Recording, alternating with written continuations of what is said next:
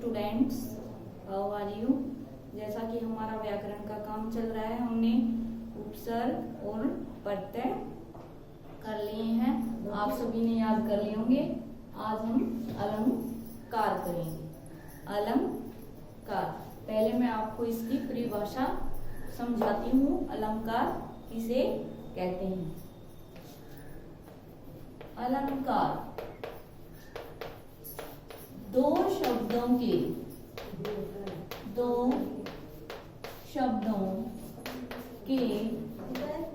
Mail से बना है।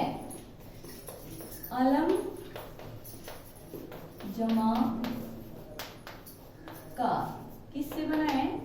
दो शब्दों के मेल से। अलम जमा कार। अलम का अर्थ है सजावट, कार का अर्थ है करने वाला। अलंकार का क्या अर्थ है? सजावट करने वाला।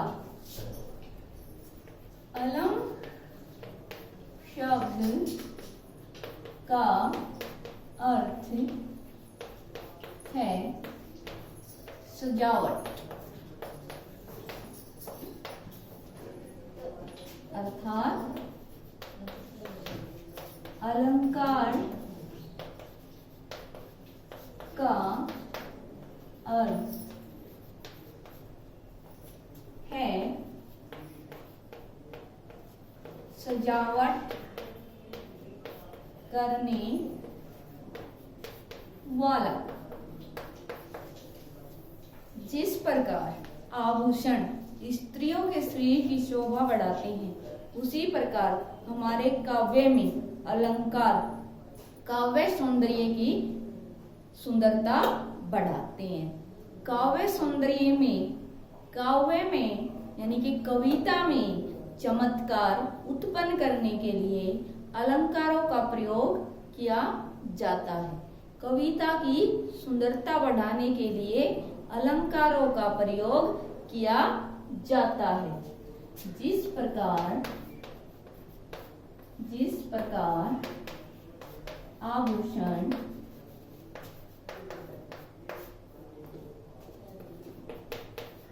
स्त्रियों के शरीर की शोभा बढ़ाते हैं, उसी प्रकार अलंकार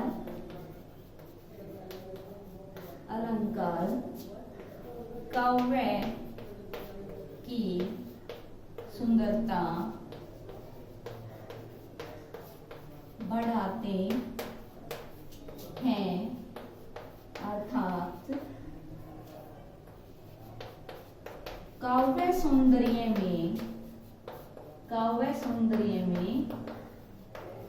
वृद्धि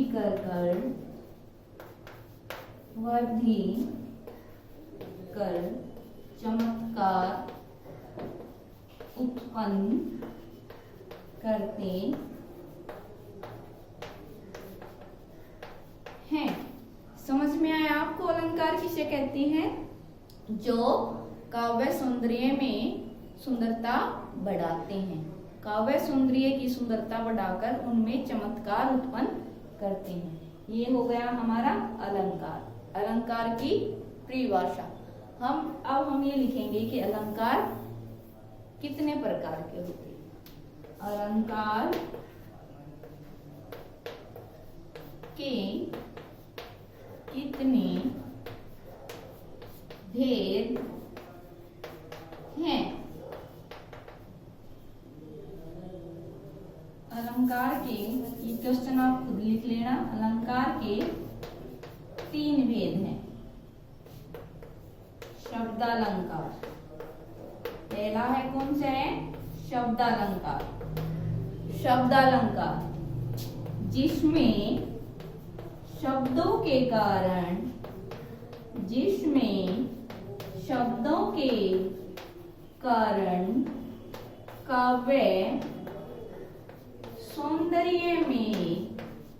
काव्य सौंदर्य में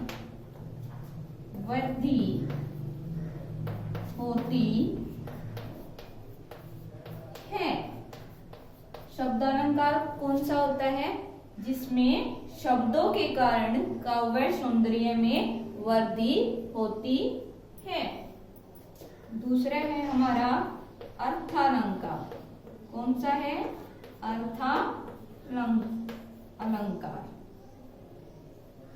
ये यहाँ ए आ गया, इसलिए हम ये नहीं लिख रहे हैं यहाँ पर, क्योंकि ये यही इसी में आ गया। अर्थालंकार जिसमें अर्थों के कारण, यानी कि किसी शब्द के अर्थ के कारण, जिसमें शब्दों के अर्थ के कारण, शब्दों के अर्थ के कारण काव्य सौंदर्य में, काव्य सौंदर्य में वृद्धि होती है, वृद्धि होती है। वो कौन सा होता है? अर्थालंकार। कौन सा होता है? अर्थालंकार।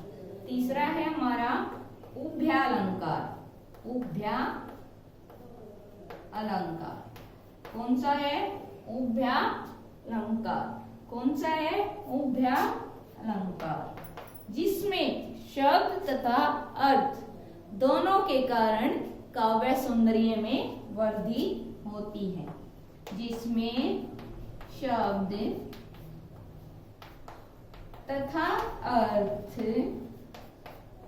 शब्द तथा अर्थ दोनों के कारण, दोनों के कारण काव्य सौंदर्य में, काव्य सौंदर्य में वृद्धि होती है। ठीक है, ये हमारे अलंकार की परिभाषा हो गई और इसके भेद हो गए। ये आप डेफिनेशन आप सभी को अपनी ग्रामर की फेयर नोटबुक में राइट करनी है और लर्न करनी है। अब हम इन अलंकारों के बारे में पढ़ेंगे। अभी तक हमने इनके भेद पढ़े थे, अभी हम ये पढ़ेंगे कि जो अलंकार होते हैं वे कौन कौन से होते हैं और उनकी पहचान क्या होती है, क्योंकि पेपर में परिभाषा कम ही आती है, अलंकार बताने ज्यादा आते हैं। कोई काव्य की 2 पंक्तियां दे देते हैं, 10th वालों को तो पता है लेकिन 9th वालों को नहीं पता। किसी भी काव्य कविता की 2 पंक्तियां दे देते हैं और ये बताना होता है कि इसमें अलंकार कौन सा है। अभी हम अलंकारों की पहचान करना पड़ेंगे, यानी कि उनकी परिभाषा और उनकी पहचान कैसे की जाती है ये करेंगे।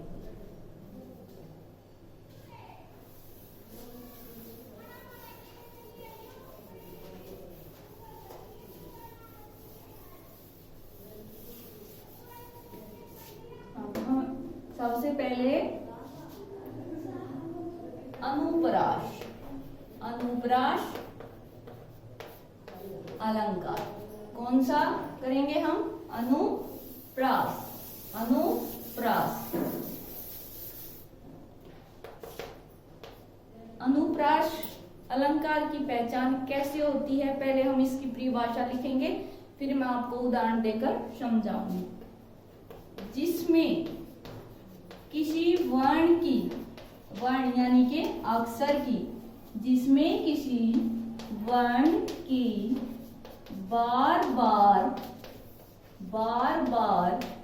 आवृत्ति हो, यानी कि एक शब्द की बार बार आवृत्ति, यानी कि एक शब्द बार बार आए, जिसमें किसी वर्ण की बार बार आवृत्ति हो, वो कौन सा अलंकार होता है? अनुप्रास अलंकार। जिसमें किसी वर्ण की बार बार आवृत्ति हो वह अनुप्रास अलंकार होता है। कौन सा अलंकार होता है? अनुप्रास अलंकार। यहाँ कुछ उदाहरण देखो इसके। उदाहरण,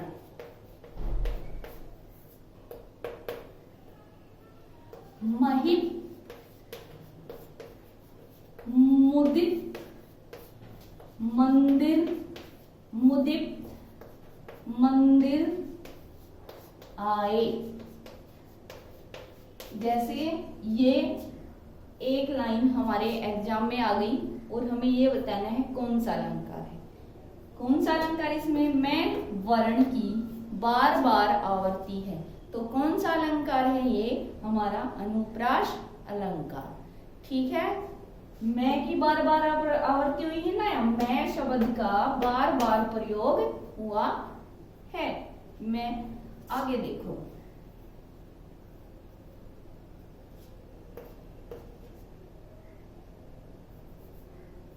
तरनी,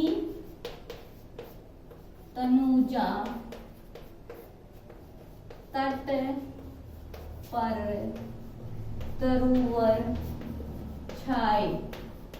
ये इसके दो उदाहरण समझा दिए मैंने। इसमें भी कौन सा अलंकार है? अनुप्रास अलंकार। क्यों है? क्योंकि जो हमारा ये तय वर्ण है इसकी बार बार आवृत्ति हो रही है। तय वर्ण की, तय अक्षर की बार बार आवृत्ति हो रही है। और ऊपर वाले में कौन से वर्ण की बार बार आवृत्ति हो रही थी? मैं की। जिसमें किसी वर्ण की बार बार आवृत्ति हो वो कौन सा अलंकार होता है? अनुप्रास अलंकार। अभी हम दूसरा अलंकार करेंगे, यमक। यमक अलंकार, जिसमें एक शब्द की, इसमें तो किसी वर्ण की यानी कि अक्षर की बार बार आवृत्ति हो। और यमक में क्या है? जिसमें एक शब्द की एक से, जिसमें या ऐसे लिख लो, जिसमें कोई शब्द एक से अधिक बार, एक से अधिक बार प्रयोग हो और उसका अर्थ हर बार अलग निकले,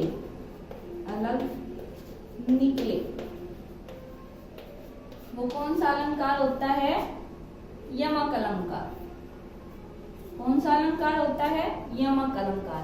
जिसमें कोई शब्द एक से अधिक बार प्रयोग हो और उसका अर्थ हर बार अलग निकले। जैसे इसके उदाहरण देखो अब, काली घटा का घमंड घटा। काली घटा का घमंड घटा। एक घटा का प्रयोग किसके लिए हुआ है? बादल के लिए।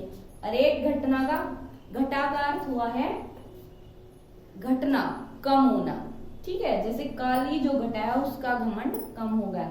या घटा शब्द का दो बार प्रयोग हुआ है लेकिन उसका अर्थ अलग है, तो ये कौन सा अलंकार है? हमारा यमक। इसकी परिभाषा याद करनी है आपको, ये उदाहरण भी लिखने हैं और ऐसे लिख लिख के प्रैक्टिस करके देखनी है। दूसरा उदाहरण देखो इसका, 3 बेर खाती थी वह, 3 बेर खाती थी। 3 बेर खाती थी वह, 3 बेर खाती थी। यानी कि 3 बेर वह 3 बार खाती थी। 3 बेर का शब्द का अर्थ अलग प्रयोग हो रहा है। इसमें तो एक बार काउंट हो रहा है कि 3 बेर थी, और इसका 3 बेर का मतलब कि वह उनको 3 बार ही खाती थी। ठीक है, ये इसके उदाहरण हो गए। ये 2 अलंकार मैंने करवा दिए आपको, अनुप्रास, यमक। इन अलंकार की परिभाषा और इसके भेद ये आप सभी को अपनी नोटबुक में राइट करने हैं, लर्न करने हैं, और ये उदाहरण लिख लिख के प्रैक्टिस करनी है। और इसके अलावा आपको जो हमारा फर्स्ट लेसन है नेताजी का चश्मा, उनके लेखक स्वयं प्रकाश का जीवन परिचय लर्न करना है। ठीक है।